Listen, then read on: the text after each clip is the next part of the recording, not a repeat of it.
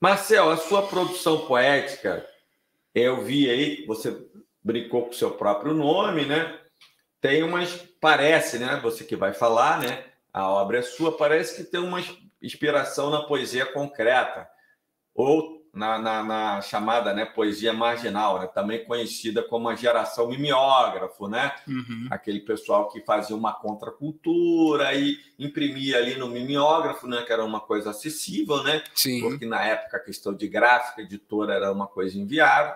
Aí surgiu essa geração do mimeógrafo, o pessoal imprimia ali, ia vender nos bares e tal, restaurantes, que surgiu ali na década de 70, nessa contracultura, e influenciou a produção cultural do país. Paulo Leminski, né, um dos grandes representantes dessa geração, Uhum. já, felizmente, já não está mais entre nós, faleceu até jovem, né, com 45 anos, ele define o termo marginal.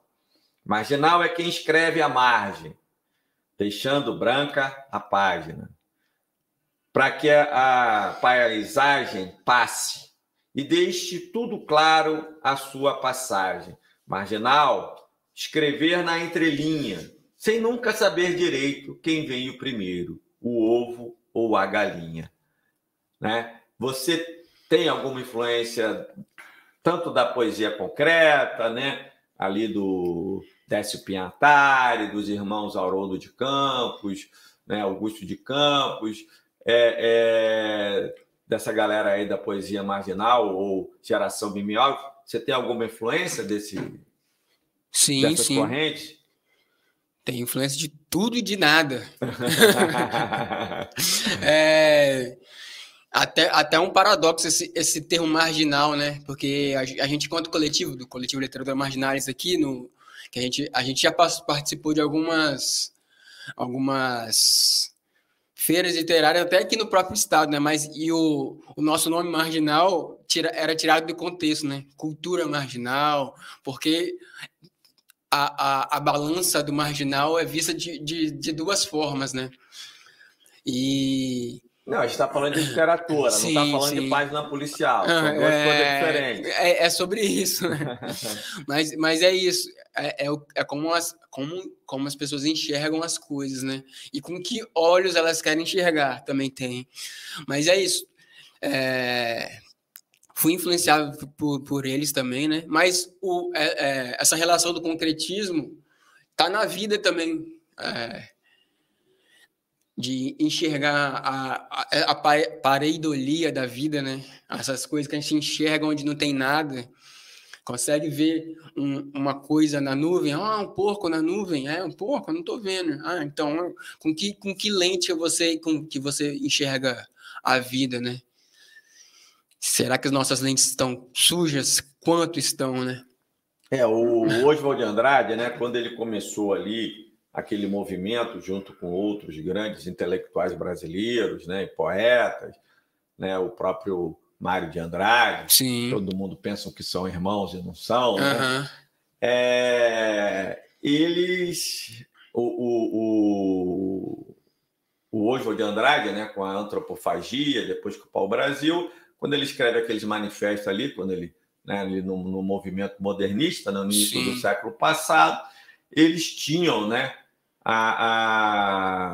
por exemplo, na antropofagia, né, o Oswald de Andrade falava: nós temos que conhecer de tudo, né, que é produzido no mundo e digerir e transformar em coisa nossa. Sim. Né?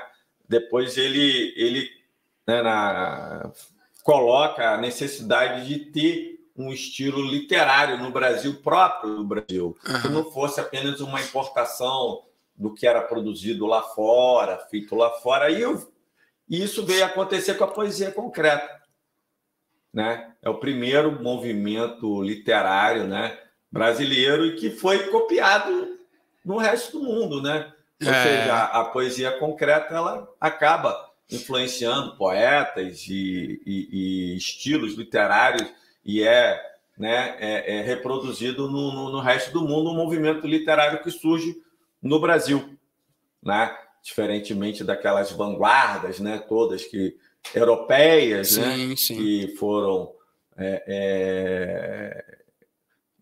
reproduzidas, né, mundo afora, nós tivemos aquilo que o Oswald, né, de Andrade tanto dizia como uma necessidade no Brasil. Então, muito legal que você tenha essa influência aí do concretismo, que imagino que você tenha necessidade de produzir algo relevante aqui em termos de cultura nacional. Sim. E não apenas como muitas partes da juventude vai copiar o que é feito lá nos Estados Unidos e tal. Como é que você vê isso aí? Sim. Essa questão de ter uma identidade cultural. Isso é algo que está no seu horizonte, está no seu radar, para usar uma linguagem mais jovem, né? Está no seu radar esse tipo de visibilidade, por exemplo? Não, com certeza, né? Porque às vezes a gente quer ver tanta coisa distante, né?